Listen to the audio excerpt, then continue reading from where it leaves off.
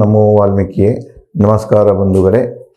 ನಾನು ನಿವೃತ್ತ ಪ್ರಾಧ್ಯಾಪಕ ಡಾಕ್ಟರ್ ಅರ್ಜುನ್ ಪಂಗಣ್ಣವರ್. ಹೇ ಸೀತಾರಾಮ್ ವಾಹಿನಿಯ ವಾಲ್ಮೀಕಿ ರಾಮಾಯಣ ಅಂದು ಇಂದು ಚಿಂತನ ಕಾರ್ಯಕ್ರಮಕ್ಕೆ ತಮ್ಮೆಲ್ಲರಿಗೂ ಸ್ವಾಗತ. ಹಿಂದಿನ ಸಂಚಿಕೆ ಅಂದರೆ 79ನೇ ಸಂಚಿಕೆಯಲ್ಲಿ ನಾನು ತಮಗೆ ಕೈಕೈ ಅರಮನೆ, ಆ ಅರಮನೆಯ ಮಹಡಿಯ ಮೇಲೆ ಅವಳ ಸೇವಕಿ ಮಂಥರೆ ಬಂದು ಅಯೋಧ್ಯದಲ್ಲಿ ಕಂಡುಬರುವ ಶೃಂಗಾರಗಳನ್ನು, ತಳಿರು ತೋರಣಗಳನ್ನು ನೋಡಿ ಅವಳಿಗೆ ಅದು ಒಂದು ಪ್ರಕಾರದ ವಿಚಿತ್ರ ಅನ್ನಿಸ್ತಿದೆ. ಅವಳು ಅಲ್ಲೇ ಇದ್ದ ಸೇವಕಿಯನ್ನು ಕೇಳಿದಾಗ ಆ ಸೇವಕಿಯಿಂದ ರಾಮನ ಪಟ್ಟಾಭಿಷೇಕದ ವಿಷಯ ತಿಳಿತಿದೆ. ಅದೇ ವೇಳೆಯಲ್ಲಿ ವಾಲ್ಮೀಕಿಯ ಮೂಲ ರಾಮಾಯಣದಲ್ಲಿ ಚಿತ್ರಿಸಿದಂತಹ ಮಂಥರೆ ಮತ್ತು ಕೈಕೈ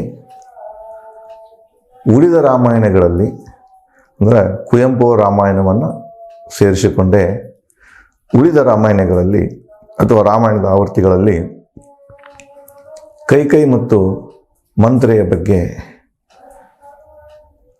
ಚಿತ್ರಿಸಿದ್ದನ್ನು ಈ ಎರಡೂದರ ಮಧ್ಯೆ ಮೂಲ ವಾಲ್ಮೀಕಿ ರಾಮಾಯಣ, ನಂತರದ ರಾಮಾಯಣಗಳಲ್ಲಿ ಈ ಎರಡೂ ಪಾತ್ರಗಳ ಬಗ್ಗೆ ಸಾಕಷ್ಟು ವ್ಯತ್ಯಾಸಗಳನ್ನು ನಾವು ಕಾಣ್ತೇವೆ. ಮೂಲ ರಾಮಾಯಣ ಹೊರತುಪಡಿಸಿ ಇನ್ನುಳಿದ ರಾಮಾಯಣಗಳಲ್ಲಿ ಸಾಮಾನ್ಯವಾಗಿ ಮಂಥರೆಯನ್ನು ಮತ್ತು ಕೈಕೈಯನ್ನು ಖಳನಾಯಕರಂತೆ ಬಿಂಬಿಸಿರುತ್ತಾರೆ. ಅಂದರೆ ಈ ರಾಮಾಯಣದ ಎಲ್ಲ ಆಗು ಹೋಗುಗಳಿಗೆ ಅವರಿಬ್ಬರನ್ನು ಇಲ್ಲಿ ಹೊಣೆಗಾರನಾಗಿ ಮಾಡುವುದನ್ನು ನಾವು ಉಳಿದ ರಾಮಾಯಣಗಳಲ್ಲಿ ನೋಡ್ತೇವೆ. ಆದರೆ ವಾಲ್ಮೀಕಿಯವರು ವಾಲ್ಮೀಕಿಯವರು ವಿವರಿಸಿದಂತಹ ಮಂಥರೆ ಮತ್ತು ಕೈಕೈಗಳ ವಿಚಾರವೇ ಬೇರೆಯಾಗಿದೆ. ಅದನ್ನೇ ನಾವು ಅವರ ಮೂಲ ರಾಮಾಯಣದಲ್ಲಿ ಏನಿದೆ ಅನ್ನೋದನ್ನು ನೋಡೋಣ. ವಾಲ್ಮೀಕಿಯವರು ಮಂಥರೆ ಮಹಡಿ ಮೇಲೆ ನಿಂತು ಸುತ್ತಮುತ್ತ ಅಯೋಧ್ಯ ನಗರಿಯನ್ನು ವೀಕ್ಷಿಸಿದಾಗ ಅಲ್ಲಿ ಎಲ್ಲ ಕಡೆಗೆ ಶೃಂಗರಿಸಿದ್ದ ಒಂದು ಹಬ್ಬದ ವಾತಾವರಣ ಕಂಡು ಬಂದಾಗ ಆ ಸಂದರ್ಭದಲ್ಲಿ ವಾಲ್ಮೀಕಿಯವರು ಹೀಗೆ ಬರೆದ್ದಾರೆ. ಹುಣ್ಣಿಮೆ ಚಂದ್ರನಂತಿದ್ದ ರಾಣಿ ಅಂತಃಪುರ ಮಹಡಿಗೆ ಬಂದಳು, ಜನ್ಮದಿಂದ ಕೈಕೈ ಸೇವೆಯಲ್ಲಿದ್ದ ಸಂಬಂಧಿ ಸೇವಕಿ ಮಂಥರ. ಮಂಥರ ದೂರದ ಸಂಬಂಧಿ ಆಗಬೇಕು ಯಾರಿಗೆ? ಕೈಕೈ ಹುಟ್ಟಿದಾಗಿಂದನೂ ಆಕೆ ಕೈಕೈ ಸೇವೆಗಾಗಿಯೇ ಮಂಥರ ಇದ್ದಕ್ಕೆ. ಆ ಮಂಥರ ಏನು ಮಾಡ್ತಾಳಂದ್ರೆ ಈ ಚಂದ್ರನಂತಿದ್ದಂಥ ಅಗದಿ ಸುಂದರವಾದಂಥ ಭವ್ಯವಾದಂತಹ ಕೈಕೈ ಅರಮನೆಯ ಮಹಡಿ ಮೇಲೆ ಬರ್ತಾಳಕ್ಕೆ. ನೀರಿನಿಂದ ಸಿಂಪಡಿಸಿದ ಹೂಗಳಿಂದ ಅಲಂಕರಿಸಿದ ಅಯೋಧ್ಯ ರಾಜ್ಯ ಮಾರ್ಗಗಳ ಮಹಡಿಯಿಂದ ನೋಡಿದಳು ಮಂಥರ. ಮ್ಯಾಗ ನಿಂತಕ್ಕೆ ಗಮನ ಎಲ್ಲಿ ಹರಿತಪ್ಪ ಅಂದ್ರೆ ರಾಜಮಾರ್ಗಗಳು. ಎತ್ತ ನೋಡಿದ್ರು ರಾಜಮಾರ್ಗಗಳು ಏನಾಗಿವೆ, ಜನ ನೀರಿನಿಂದ ಸಿಂಪಡಿಸ್ಯಾರ, ತಳಿರು ತೋರಣಗಳನ್ನು ಕಟ್ಟ್ಯಾರ. ಎತ್ತ ನೋಡಿದರೂ ರಾಜಮಾರ್ಗಗಳು ಅಲಂಕಾರದಿಂದ ತುಂಬಿಕೊಂಡಿವೆ.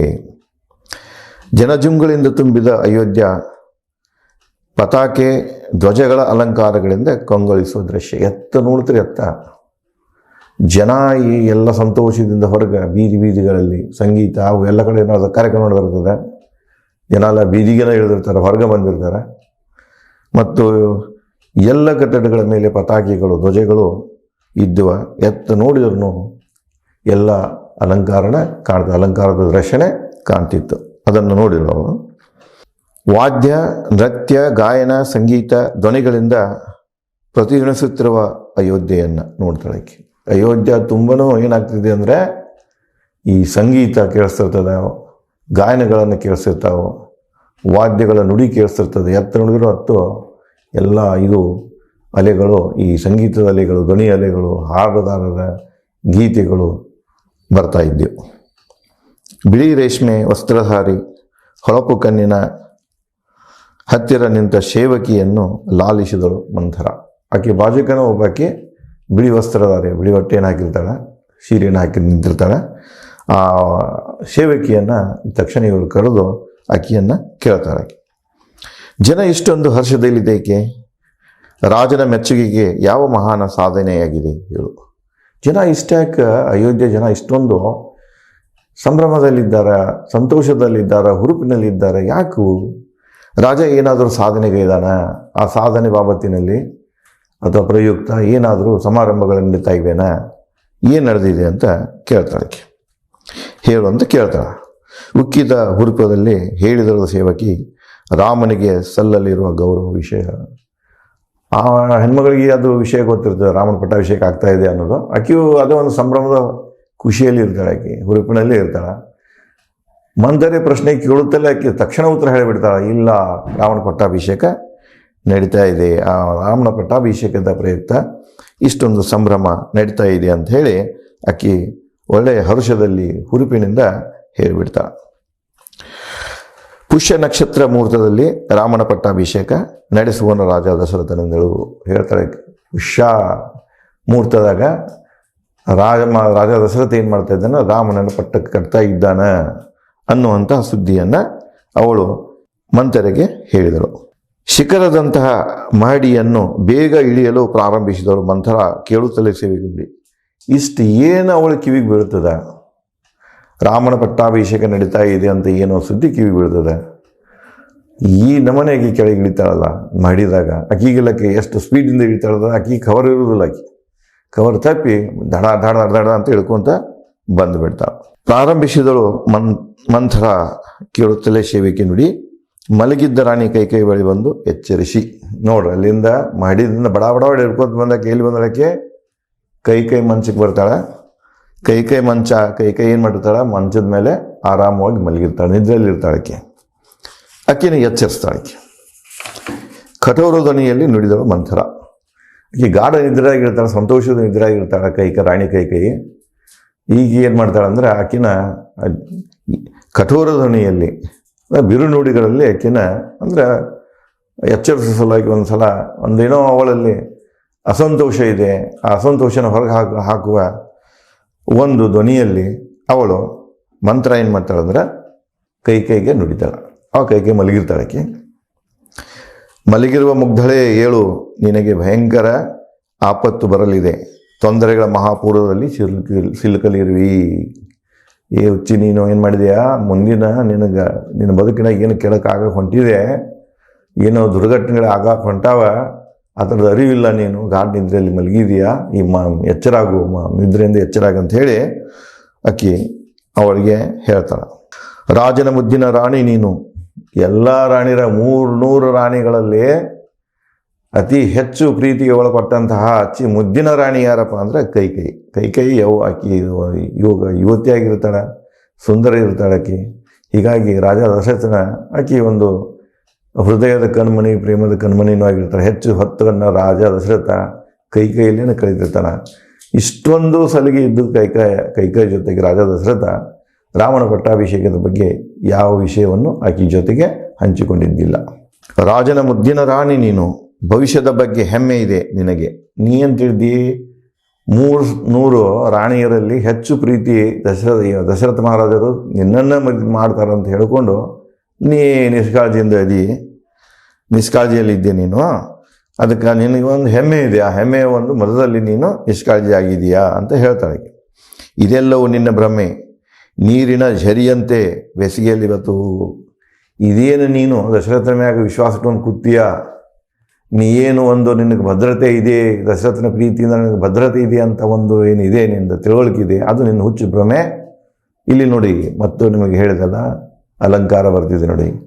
ನಿನ್ನ ಭ್ರಮೆ ಹೇಗಿದೆ ಅಂದರೆ ನೀರಿನ ಝರಿಯಂತೆ.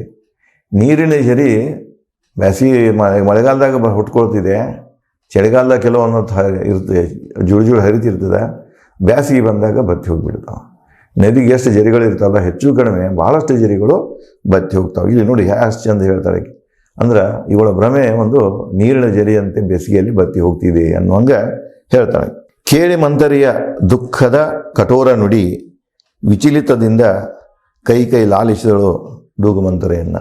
ಇಲ್ಲಿ ನೋಡಿ, ಈಗೇನು ಕಿರಿಸ್ತಾಳ ಬಂದ ರಾಣಿಗೆ ಹೇಳು ಯಾಕೆ ನೀ ಮಲ್ಕೊಂಡಿಯ, ನಿನಗೆ ಆಗುವಂಥ ಅನಾಹುತಗಳ ಬಗ್ಗೆ ನಿನಗೆ ಎಚ್ಚರ ಇಲ್ಲ, ನೀನು ಏನೋ ಒಂದು ಭ್ರಮೆಯಲ್ಲಿ ಇದ್ದೀಯಾ, ದಶರಥನ ಪ್ರೀತಿ ಭ್ರಮೆಯಲ್ಲಿದ್ದೀಯಾ, ನಿನ್ನ ಸುಖವನ್ನು ನೀನು ಬಲಿ ಕೊಡ್ತಾ ಇದ್ದೀಯಾ ಅಂತ ಹೀಗೆಲ್ಲ ಆಕೆ ದುಃಖದಿಂದ ಈ ಮಾತುಗಳನ್ನು ಆಡ್ಕೊಂಡಾಗ ಈಕೆ ಎಚ್ಚೆತ್ತು ಏನು ಮಾಡ್ತಾಳೆ ಅಂದ್ರೆ ಮಂತ್ರೆಯನ್ನು ಲಾಲಿಸ್ತಾಳೆ. ಇಲ್ಲಿ ಮಂತ್ರೆ ಡೂಗಿರ್ತಾಳೆ, ಆಕೆ ಕುಬ್ಜ ಇರ್ತಾಳೆ, ಡೂಗಿರ್ತಾಳೆ.